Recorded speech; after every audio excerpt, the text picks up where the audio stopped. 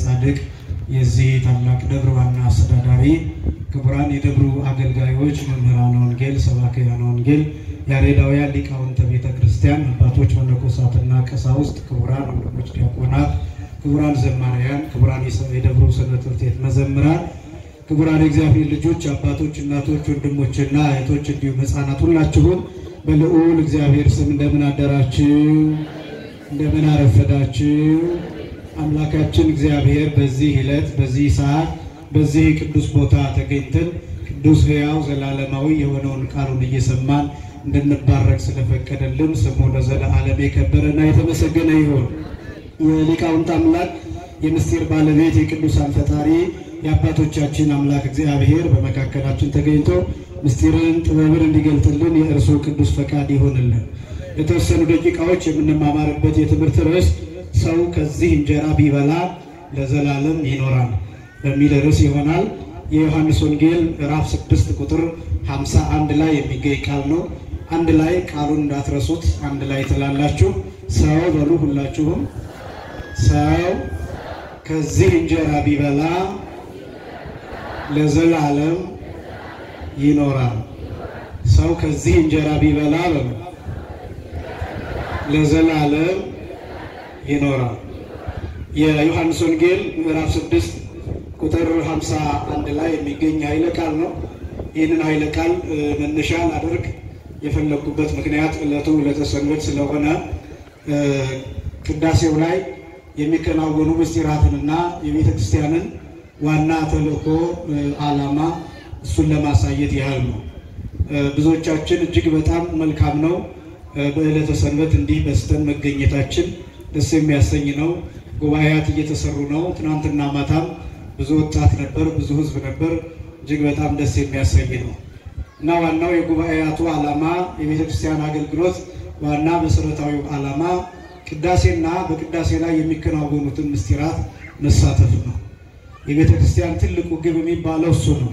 ጌታችን መድኃኒታችን ኢየሱስ ክርስቶስም አስቀድሞ በጣም ሰፊ የሚባለውን ትምህርት ካስተማረው ከማቴዎስ ወንጌል ምዕራፍ 5 ምዕራፍ 6 እና ምዕራፍ 7 ከዚህ ቀጥሎ ሰፊ የሚባለው የወንጌል ክፍል የዮሐንስ ወንጌል ምዕራፍ 6 ነው። ይሄ የዮሐንስ ወንጌል ምዕራፍ 6 የሚናገረው ስለ ምስጢረ ቁርባን የሚናገር ነው። ስለ ሥርዓተ ቅዳሴ የሚናገር ነው። ቅዳሴ ማለት መለየት ማለት ነው። መጽናት ማለት ነው። መክበር ማለት ነው። ኃይል ክብር የሚገኝበት ምስጋና የሚደረግበት ጽናት የሚገኝበት አምልኮ የሚቀርብበት የተለየ ሥርዓት ነው። በተለይ ደግሞ ብዙዎቻችን ቅዳሴውን እየሸሸን መጨረሻ አካባቢ እየመጣን እቺ የመጨረሻዋን አካባቢ እግዚኦታ ላይ ያለውን አካባቢ የምንፈልግ በጣም ብዙዎች ነን። መምጣታችን መልካም ነው። ሁልጊዜ እንደምንገልጠው ወደ ቤተክርስቲያን ስንመጣ በየትኛውም ጊዜ ብንመጣ የምናገኘው በረከት አለ። በቅዳሴ የሚገኘው በረከት በቅዳሴ የሚገኘው ኃይል በቅዳሴ ጊዜ የሚደረገው ምስጢር ግን እጅግ በጣም ከሌሎቹ አገልግሎቶች የተለየ ነው። በቤተክርስቲያን አገልግሎት ማህሌት ግድ አይደለም፣ ሰዓታት ግድ አይደለም፣ ቅዳሴ ግን ግድ ነው። ይሄ ማለት ማህሌት አይቆም ማለት ሳይሆን ሰዓታት አይቆም ማለት ሳይሆን በቤተክርስቲያን አገልግሎት ግዴታ የሆነው መታጎል የማይገባው የቅዳሴ ሥርዓት ነው። ለምሳሌ በተለያዩ ገዳማት በሀገራችን በገጠሪቱ ክፍሎች ማህሌት የማይቆምባቸው በሰው ኃይል ምክንያት በአገልጋይ ጥረት ምክንያት ሰዓታት የማይቆምባቸው ቦታዎች ሊኖሩ ይችላሉ። ኪዳንና ቅዳሴ ግን የግዴታ ፍትሐ ነገሥቱም እንደሚያዘው በሳምንት አንድ ቀን ቢያንስ በዕለተ ሰንበት የትኛውን ቤተክርስቲያን እንዲከፈትና ስጋው ደግሞ እንዲፈተትበት ፍትሐ ነገሥቱ ያዘው። ማህሌት ባይቆምበት ሰዓታት ባይቆምበት እንኳን ቅዳሴ ግን ግዴታ ነው። ይሄ ብቻ ሳይሆን ማህሌት ተቆሞ ሰዓታት ተቆሞ ብዙ አገልግሎቶች ተከናውነው በቅዳሴ ካልታሰረ ትርጉም የለውም። ማሰሪያው ቅዳሴ ነው። የቅዳሴ አገልግሎት መላእክት እንደ ሻሽ የሚነጠፉበት እንደ ቅጠል የሚረግፉበት እንደ ግንድ የሚረበረቡበት ምድር ሰማይ የሚሆንበት መላእክትና ሰዎች በአንድ ላይ የሚቆሙበት የማይታዩ ቅዱሳን አንድ ላይ ከኛ ጋር የሚቆሙበት እነ ቅዱስ ጳውሎስ እነ ቅዱስ ጴጥሮስ ከኛ ጋር የሚሰለፉበት አገልግሎት ነው የቅዳሴ አገልግሎት። መንፈስ ቅዱስ የሚወርድበት እንደምታስታውሱት በቅዳሴ ጊዜ ልክ ቅዳሴው ከመገባቱ አስቀድሞ ካህኑ የሚለው አንድ አስደናቂ ቃል አለ። ሚመጣን ግርምት ዛቲ ዕለት ወእጽልት ዛቲ ሰዓት እንተባቲ ይወርድ መንፈስ ቅዱስ። ይህች ዕለት ምን ያህል የምታስፈራ ናት! ይህች ሰዓት ምን ያህል የምታስጨንቅ ናት! መንፈስ ቅዱስ የሚወርድባት የሚረድባት ስራ የሚሰራባት ብሎ ካህኑ ይናገራል። ያ ማለት ነው እግዚአብሔር መንፈስ ቅዱስ ይህችን ቤተክርስቲያን የሚከልልበትና በውስጡ ያሉበት በመንፈስ ቅዱስ ክንፈ ረድኤት ስር የሚሆኑበት ስርዓት ነው የቅዳሴ ስርዓት ማለት። በጣም አስተውላችሁ ከሆነ ለ3 ሰዓታት የምንቆይበት የቅዳሴ ሰዓት አጠቃላይ በአማካይ ለ3 ሰዓታት የምንቆይበት ሰዓት ነው። ያ ሰዓት ጌታችን መድኃኒታችን ኢየሱስ ክርስቶስ በመስቀል የቆየባቸው 3 ሰዓታት ምሳሌዎች ናቸው። ያ ማለት ክርስቶስ መስቀል ላይ እየደቀቀ እየቃተተ እየደማ እየተሰቃየ እየጮኸ የቆየባቸው ሰዓታት ናቸው።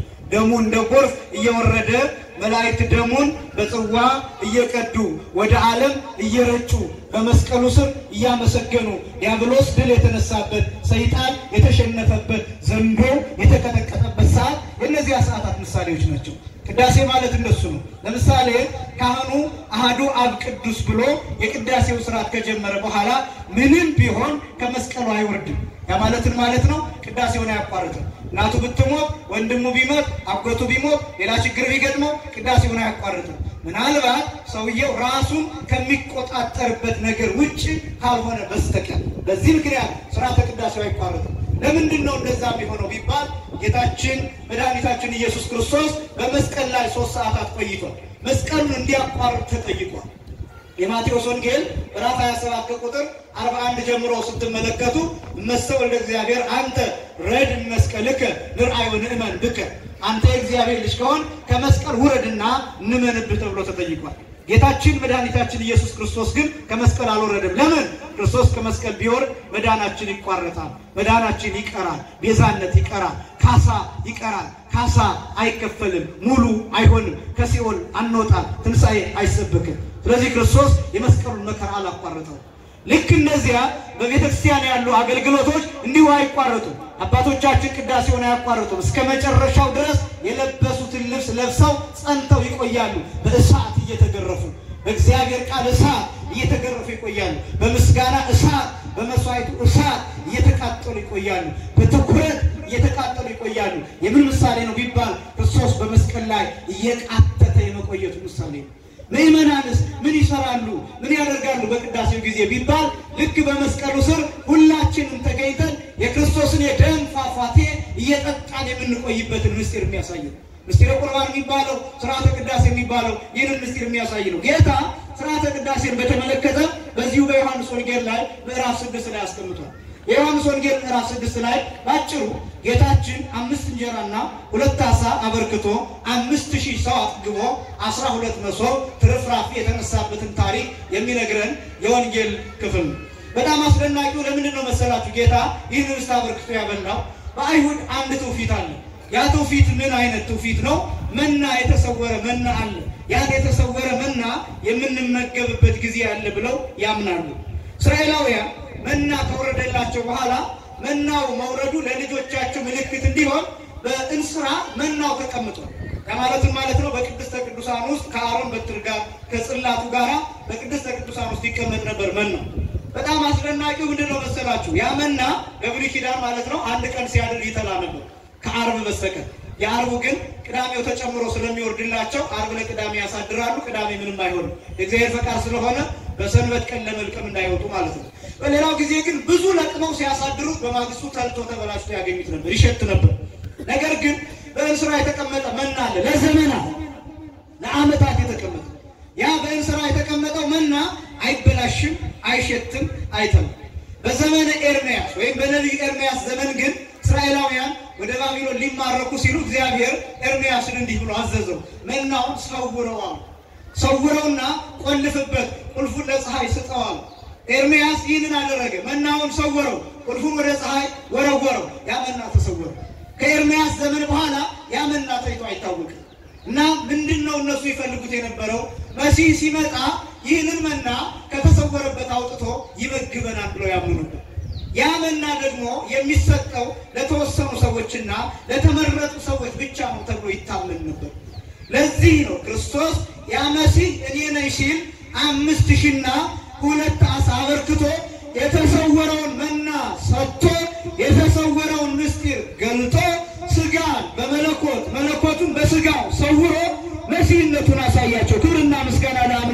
ይሁን። ነገር ግን አልተረዱትም ነበር። ጌታ ይህንን ሲያደርግላቸው ወአዘዘ ይላል ዮሐንስ ወንጌል ምዕራፍ 6 ቁጥር 10 ላይ ወአዘዘ ይርፍቁ ዲበ ሳዕር ይላል። በለመለመ መስክ እንዲቀመጡ አዘዛቸው ይላል። የሥርዓተ ቅዳሴው ምስጢር ይሄ ነው። በሥርዓተ ቅዳሴ ጊዜ አስቀድሞ ካህናት ወጥተው የሕዝቡን አቀማመጥ፣ የሕዝቡን አቋቋም፣ ስፍራ መያዛቸውን ያያሉ፣ ይፈትሻሉ። ሴቶች በሴቶች ቦታ፣ ወንዶች በወንዶች ቦታ መሆናቸውን፣ ወጣቶች በወጣቶች ቦታ መሆናቸውን፣ ደናግል በደናግል ቦታ መሆናቸውን፣ መነኮሳት በመነኮሳት ቦታ መሆናቸውን፣ ሙሽሮች በሙሽራ ቦታ መሆናቸውን፣ የሚጠመቁ ሕፃናት አዲስ የተጠመቁ ሕፃናት በቦታቸው መሆናቸውን ይፈትሹና ከዛ በኋላ ነው ቅዳሴ የሚገባው። በለመለመ መስክ መቀመጥ ማለት ይሄ ነው። ሕዝቡ መጥቷል ወይ ያስቀድስ መጥቷል ወይ ተብሎ ታይቶ ፍትሐ ነገሥቱ ራሱ የሚያዘው ይሄ ነው። ብቻውን የሚቀድስ ካህን ራሱ ስልጣኑ እንዲያዝ ያለምንም ምክንያት ነው ያለምንም ምክንያት ብቻውን የሚቀድስ ካህን ቢሆን ስልጣኑ እንዲያዝ ፍትሐ ነገሥቱ ያዘ። ለምን መሰላችሁ? ይመራ አሁን እናንተ በጣም በስታችሁ እስክትመጡ ድረስ የማይጠበቀው ቅዳሴው እያረፈደ በሄደ ቁጥር እናንተ አትመጡ፣ እናንተ አትገኙ። ቅዳሴውን እየተዋችሁ እያቋረጣችሁ ልትሄዱ ትችላላችሁ። ይሄ ሁሉ ጭንቀት ስላለ በዚህ ምክንያት ቤተክርስቲያን ትቸገራለች። ይሄን ወንጌል እንድንማር ቀጣይ እንድንቆርብ ቀጣይ እንድናስቀድስ ጉባኤ የሚሰራበት ምክንያት ይሄ ነው። የተከበራችሁ ክርስቲያኖች ቅዳሴው የሚጣደፍበት ምክንያት አንዳንዱ በአማርኛ ሌላው በግዕዝ በዜማ መባል የሚገባ እንዲሁ በንባብ ብቻ እየተባለ የሚታለፍበት ምክንያት እናንተን ለመጠበቅ ነው። ያ ማለት ወንጌል ተምራችሁ ከዛ ተለውጣችሁ የዛሬ ሳምንት ግን መጣችሁ እንድታስቀድሱና ሥጋውን ደሙን እንድትቀበሉ ለማድረግ ነው። እንዲህ ከሆነ ይሄ ለውጥ የማያመጣ ከሆነ መጣደፉ ብቻው ምንም ጥቅም የለውም ማለት ነው የሚመናል። በጣም ግን የሚያሳዝነው ብዙዎቻችን ለሥጋው ደሙ ጀርባችንን ሰጥተን እንሄዳለን። መምጣታችን መልካም ነው። ላሳቅቃችሁ አይደለም፣ ለወቅሳችሁም አይደለም። ነገር ግን ክርስቲያኖች ይሄ ሥጋና ይሄ ደም ለእኛ ነው የሚፈተተው። የጌታ ሥጋ የተሰጠው ለእኛ ነው። የጌታ ደም የተሰጠው ለእኛ ነው። ቤተ ክርስቲያኒቱ አገልግሎቷ ይሄ ነው። ዋናው ተልእኮዋ፣ ዋናው ዓላማዋ፣ ዋናው ግቧ ሰዎችን የክርስቶስ አካል አድርጎ መስራት ነው። ይሄ ነው የቤተ ክርስቲያን ምስጢር። አባላት ነን ሁላችንም። አሁን እዚህ ያለነው አባላት ነን። አካላት ግን እንድንሆን ያስፈልጋል። ሰው ሲጠመቅ አባል ይሆናል፣ ሲቆርብ ደግሞ አካል ይሆናል። ሲጠመቅ ምን ይሆናል አልኳችሁ? አባል ይሆናል። ሲቆርብ ምን ይሆናል አልኳችሁ? አካል፣ የክርስቶስ አካል ይሆናል። የጌታን ሥጋና ደም በምንቀበልበት ጊዜ የክርስቶስ የእጁ ክፍል የጌታ የእግሩ ክፍል ሆነን እንሰራለን። እሱ ጭንቅላት ሆኖ እሱ ራስ ሆኖ እኛ ብልቶች፣ እኛ ሕዋሳት፣ እኛ አካላት እንሆናለን። ይሄ የሚፈጸመው በጌታ ሥጋና ደም ብቻ ነው።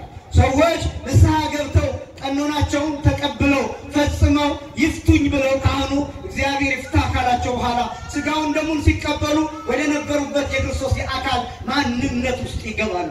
ይሄ ነው ምስጢሩ። ካህናት ክህነት ከተሾሙ በኋላ ይቆርባሉ። ሊቃነ ጳጳሳት በተሾሙበት ቀን ይቆርባሉ።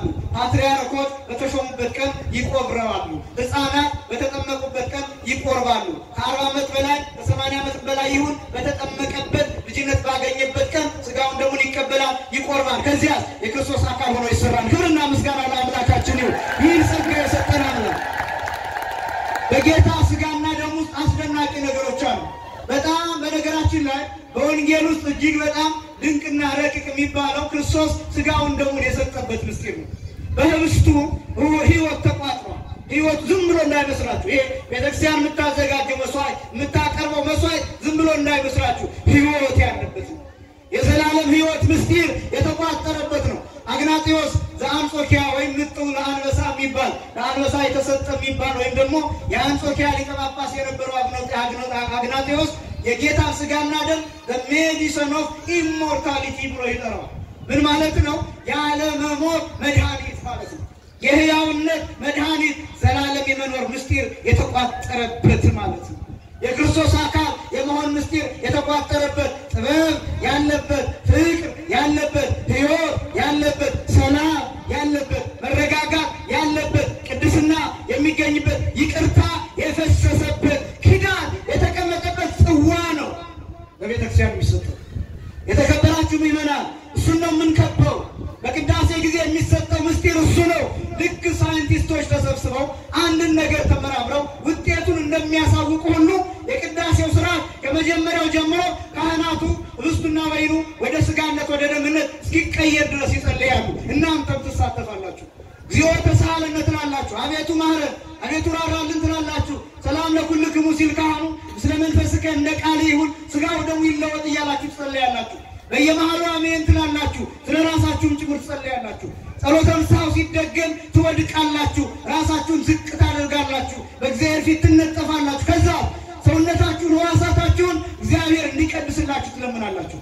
ማስቀደስ ማለት ይሄ ነው ትርጉሙ። ማስቀደስ ማለት ሕዋሳትን ማስቀደስ ማለት ነው። ላስቀድስ እየሄድኩ ነው ብላችሁ ስትናገሩ ምን ማለት ነው ተብላችሁ ብትጠየቁ እጄን ላስቀድስ ብላችሁ ንገሯቸው። አንደበቴን ላስቀድስ ብላችሁ ንገሯቸው። ለምን? ታመሰግኑበታላችሁ። ሕዋሳቶችን ላስቀድስ ብላችሁ ንገሯቸው። ለምን? ታመሰግኑበታላችሁ። ትለያላችሁ።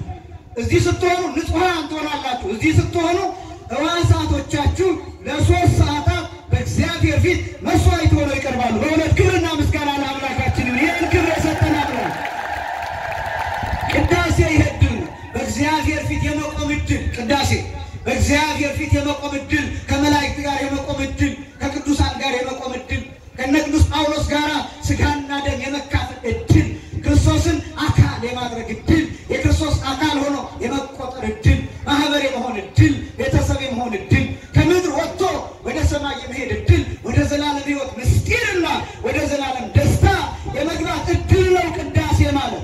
ይህንን ልንረዳ ያስፈልጋል። ማንም ሰው የሚያስቀድስ ሰው በዚህ ደስታ ውስጥ ነው የሚኖረው። ቅዳሴ ማለት እንደሱ ስለሆነ ደስታ ማለት ስለሆነ ለዚህ ነው ለገብርኤል ከተነገረው አንዱ ጌታ ወደ ጌታ ደስታ ግባ ተብሎ የተነገረው ይሄ ነው። የጌታ ደስታ ነው ቅዳሴ። ክብርና ምስጋና ለአምላካችን ይሁን። ለዚህ ነው አስቀድሳችሁ በተለይ ደግሞ ገና ቅዳሴ ሊገባ አካባቢ ደርሳችሁ ከመጀመሪያው ጀምሮ አስቀድሳችሁ ስትወጡ እንዴት ደስ እንደሚላችሁ ስሜቱን ታውቁታላችሁ። ከሰዓት አስቀድሳችሁ 9 ሰዓት ላይ ወጣችሁ ወደ ቤታችሁ ስትሄዱ እንዴት ደስ እንደሚላችሁ ታውቁታላችሁ። ለምን? የጌታ ደስታ ስለሆነ። በዚህ ውስጥ ይሄ የዘላለም ምስጢር አለ። ጌታችን መድኃኒታችን ኢየሱስ ክርስቶስ ለዚያ ነው ይሄን 5 እንጀራ አበርክቶ 5000 ሰው አጥግቦ 12 መሶብ ትርፍራፊ ከተነሳ በኋላ እዛ ሰዎቹ ይፈልጉታል ጌታ። ባጭሩ በጣም ሰፊ ታሪክ ነው እና ጌታ እንዲህ ይላቸው እየፈለግን ነበር መቼ መጣ ወደዚህ ሲሉት የምትፈልጉኝ ምልክት ስላያችሁና ስለጠገባችሁ ነው ይላቸው። እንከሰ ይላቸዋል ተገበሩ አኮ ለመብልህ ኃላፊ አላ ለመብልህ ዘይነብር ለሕይወት ዘለዓለም። እንግዲህ ወዲህ ለሚጠፋ መብል አትስሩ፣ የዘላለም ሕይወት ላለው ምግብ ስሩ ይላቸዋል። በጣም ብዙ ደከም ብዙ ለፋ ለዚህ ዓለም ምግብ አትስሩ አይደለም ይመና ሀብት አይኖራችሁ አይደለም፣ ገንዘብ አይኖራችሁ ማለት አይደለም፣ ንብረት አይኖራችሁ ማለት አይደለም። በአግባቡ ስሩ፣ በአግባቡ ይኖራችሁ፣ ባለ ሀብትም ሁኑ፣ እግዚአብሔር ሀብታችሁን ሁሉ ይባርክላችሁ። ነገር ግን ይኸውላችሁ ይመናል ይሄኛውን የዓለምን ንብረት የዓለምን ዳቦ የዓለምን እንጀራ እሱን ማሳደድ ብቻ ግን አይደለም። ይሄኛው ደግሞ ሕይወት አለው። ያኛው ጧት ተመግባችሁት ለማታ ያስፈልጋችኋል። ዛሬ ምሳ ትበላላችሁ፣ ነገም ትፈልጋላችሁ፣ ከነገ ወዲያ ምሳ መብላት ራት መብላት ድግግሞሽ ይሰለቻል። በዛ ላይ እንጣላበታለን፣ እንጋደልበታለን። የበሽታ መንስኤ ነው፣ የሞት መንስኤ ነው፣ የደዌ መንስኤ ነው። በጣም ክፉ ነው። ራሱ በሽታ የሚያመጣ ነው። ይሄኛው ምግብስ በዚህ ያለ በዚህ ቤት መቅደስ ያለው ምግብስ የበሽታ መንስኤ አይደለም፣ ሕይወት ነው፣ መድኃኒት ነው። ክብርና ምስጋና ለአምላካችን ይሁን። ሕይወት ነው።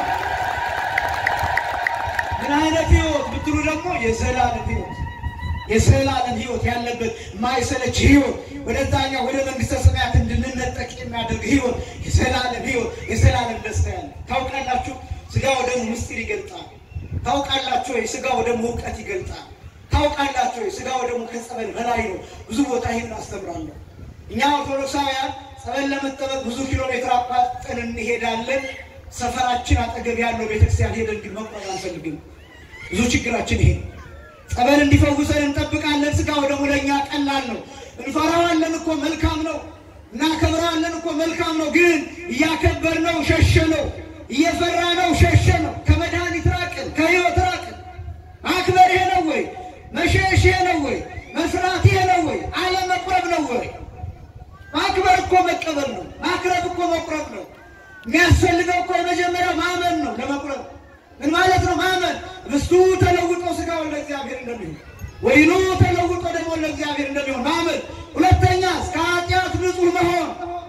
ከኃጢአት ንጹህ መሆን እንዴት ይቻላል ብላችሁ ብትጠይቁ ይቻላል። ከአብይ ኃጢአት፣ ከታላላቁ ኃጢአት፣ ከሚነገረው ኃጢአት፣ ከተሰራው ኃጢአት በንስሐ አባት አማካኝነት ተናዞ ንጹህ መሆን ይቻላል።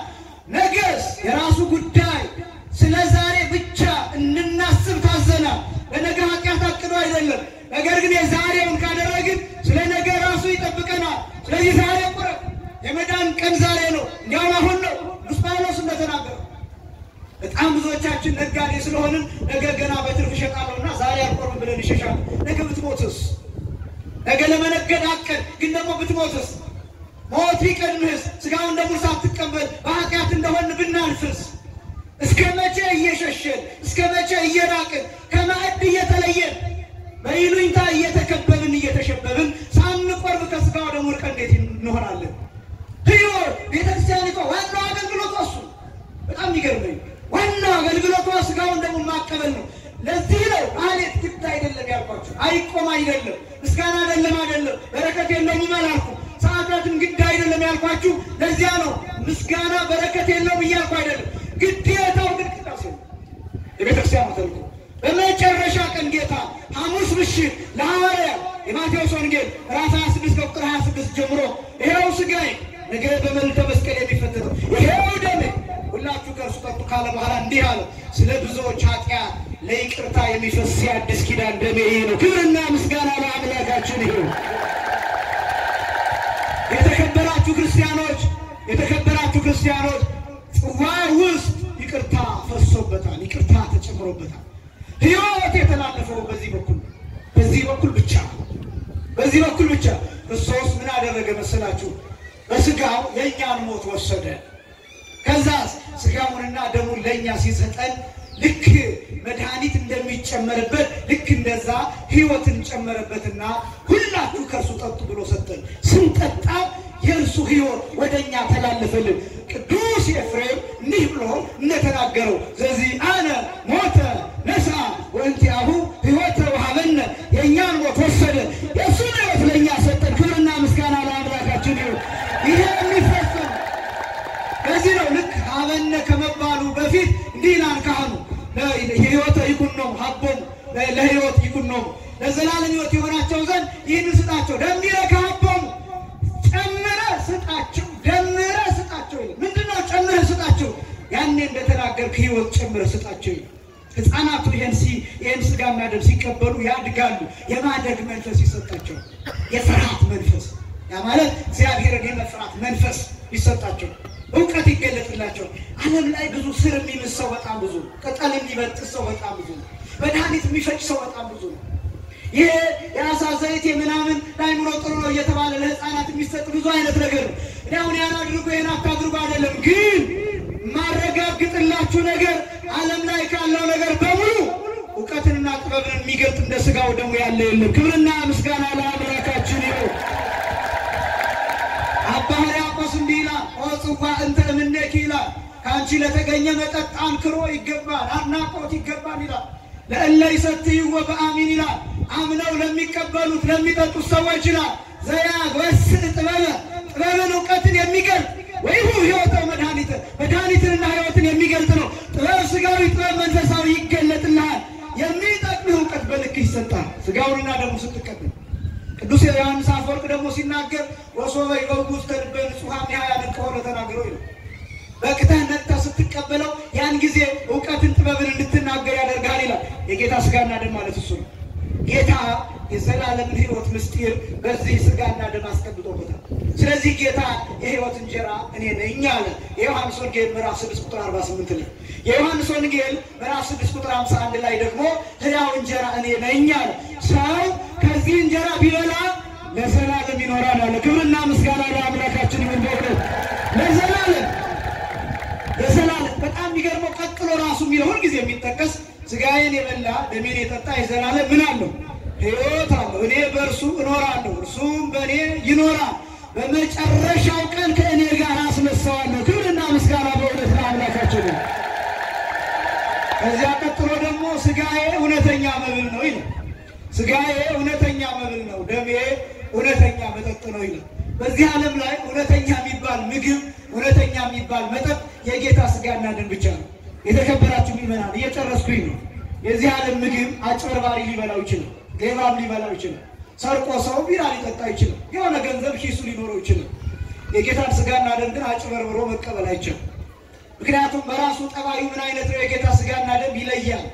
ማይገባቸው ሰዎች ከሆኑ ይለያቸው ምክንያቱም ራሱ ዳኛ ነው በትምህርተ ባት ጌታ ለሐዋርያት ሲያስተምራቸው ፈውስ ሲሳይ መስቴ መኮንን ይላል አዳኝ ምግብ ፈራጅ መጠጥ ይላል ዳኛ ነው ራሱ ምግቡ ዳኛ ካህኑ ላይ ያገኘው ይችላል የቀደሰው ካህኑ ላይ ቆርብ ይችላል ለዚህ ስራችሁ እንዳትሰናከሉ ይመን ነገር ግን የማይገባው ከሆነ ማቀበል ይችላል ላይቀበል ግን ይችላል ለወካኑ ያልበቁ ቢሆኑ ይላል ወተርጎማሉ ቀዳሾቹ ያልበቁ ህዝቡ የበቁ ቢሆኑ የቀዳሹ የህዝቡን ለቀዳሾቹ ይሰጣቸዋል ወይ ለቀዳሾቹ ለህዝቡ ይሰጣቸዋል ይላል ከቀዳሾቹ ካስቀዳሾቹ ከበራቢዎቹ አንድ ሰው ብቻ የተገኘ እንደሆነ ለሚገባው ሰው መልአኩ ሰብስቦ ለአንድ ሰው ብቻ ሊሰጠው ይችላል ለና እናንተ ቆርበናን ብለን ልንወጣ እንችላለን ማይገባን ከሆነ ለዚህ ምላችሁ ልትሳቀቁ አይደለም ክህደት ካለ ጥርጣሬ ካለ ብዙ ተለውጦ ስጋ እንደሚሆን ወይ ተለውጦ ደም እንደሚሆን ካላመን በዝሙት ወድቀን ያን ለካህናት ሳንናገር ከመጣን ምን ያረጋናል ብለን ከመጣን ማይገባን ከሆነ መልአክ መጥቶ ይነጥቀንና ለሚገባው ሰው ይሰጣል አንድ ሰው ባይኖርስ አንድ ሰው ጭራሽ ባይገኝስ ቀዳሾቹም ባይበቁ ህዝቡም ባይበቁ መልአክ ምን እንደሚያደርግ ታውቃላችሁ ከቄሱ ነጥቆ በእሳት ጉጠት ወስዶ በባህር ለጠለቁ በአሸዋ ለወደቁ ባልድባ ሊሆን ይችላል ደብረ ሊባኖስ ሊሆን ይችላል በጀልባ የሚጓዘው አረብ ሀገር የሚሄደው ክርስቲያን ሊሆን ይችላል ምክንያቱም ያ የተሻለ አማኝ የሚገባው ከሆነ ጀልባ ተገልብጦ ሲሞት ዝም ብሎ የሚሞት እንዳይመስላቸው ኦርቶዶክሳዊ ከሆነ መልአክ ወስዶ ያቀብለው ባለበት ሆስፒታል ውስጥ ያለ ሰው የበቃ ከሆነ ባለበት ሊሞት ሲል መልአክ ወስዶ ያቀብለው ይችላል መኪና አደጋ የሚደርስበት የሚከሰከስ አውሮፕላን ውስጥ ያለው ኦርቶዶክሳዊ ስጋውን ደግሞ ለመቀበል የሚገባው ማንነት ላይ ካለ መላእክት ታዘው በረው ሄደው ባለበት ያቆርቡታል በእውነት ክብርና ምስጋና ለአምላካችን ይሁን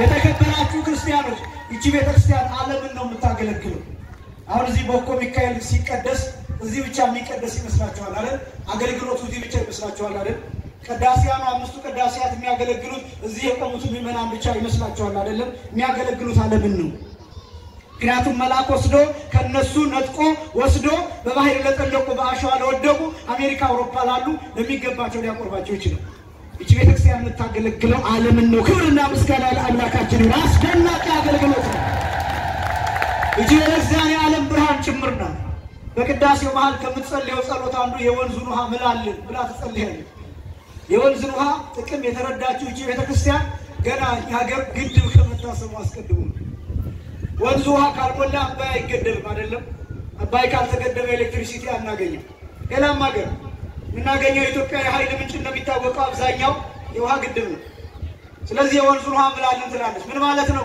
የወንዙ ውሃ ሲሞላ ይገደባል ሲገደብ ኤሌክትሪሲቲ ይገኛል ብርሃን ይገኛል ይሄ ድምጽ ይገኛል ስለዚህ እቺ ቤተክርስቲያን ዓለምን በብርሃን ጭምር ታገለግላለች የዓለም ብርሃን ናት ክብርና ምስጋና ለአምላካችን ይሁን እጅግ በጣም አስደናቂ ነገሮችን ትመለከታላችሁ ያ እንጀራ ያ የሕይወት እንጀራ የእውነተኛ ምግብ የእውነተኛ መጠጥ ያለው እዚህ ቤተክርስቲያንና ምእመና በእውነት ለመቁጠር የሚያስፈልገው በዋናነት እነዚህ ሁለቱ ነገሮች ናቸው ሌሎቹ ዝግጅቶች ናቸው የመጀመሪያው ማመን ነው ሁለተኛው ኃጢአትን ለንስሐ አባት መናገርና የንስሐ አባትን ፈቃድ ማግኘት ብቻ ነው አትጨነቁ ወጣቶች ወንድሞቻችን መጣችሁ ቁረቡ መሰልጠን በዚህ ዘመን የጌታን ሥጋና ደም መቀበል ነው ክርስትና ማለት መለወጥ ማለት መታደስ ማለት መቀየር ማለት ሕይወት ማለት የጌታን ሥጋና ደም መቀበል የጌታን ሥጋና ደም ስትቀበሉ ስትቆርቡ ስራችሁ ይባረክላችኋል ትምህርታችሁ ይባረክላችኋል ድብርት የሚባል ጭንቀት የሚባል ይርቅላችኋል ትምህርታችሁ ይገለጥላችኋል የምታነቡትን ትረዱታላችሁ ታውቁታላችሁ በሰዎች ዘንድ ተቀባይነት ታገኛላችሁ ክፉ መንፈስ የሚያሰቃይ መንፈስ ከእናንተ ይርቃል ቤተሰባችሁ ትጠብቃላችሁ በትዳር ያላችሁ ልጆቻችሁ ትጠብቃላችሁ ሊፈርስ የደረሰው ትዳር በስጋው ደሙ ይጠገናል የስጋው ደሙ ጠባይ የተበተነው ወይም ሊበተን የደረሰው አንድ ማድረግ ነው ጠባዩ ሊበተን የደረሰ ትዳር በስጋው ደሙ ይጠገናል ሊበተን የደረሰ ቤተሰብ በስጋው ደሙ አንድ ይሆናል ስለዚህ ስጋው ደሙ አይን ያጠፋ አይን ያበራ እድሜ ያሳጥር እድሜ ይቀጥላል ሕይወት ይሰጣል እውነትን ይገልጣል ወደ እውነት ይወስዳል የጌታ አካል ያደርጋል ስጋው ደሙና ስለዚህ ሁላችሁ ከዚህ ሰዓት ጀምሮ ስለ ስጋው ደሙ አስቡ ሁላችንንም ለስጋው ደሙ ያብቃል ሁላችንንም ለስጋው ደሙ ያብቃል ሁላችንንም ለስጋው ደሙ ያብቃል ሰው ከዚህ እንጀራ ቢበላ ለዘላለም ይኖራል። ሁላችንንም ለዘላለም ያኖረን።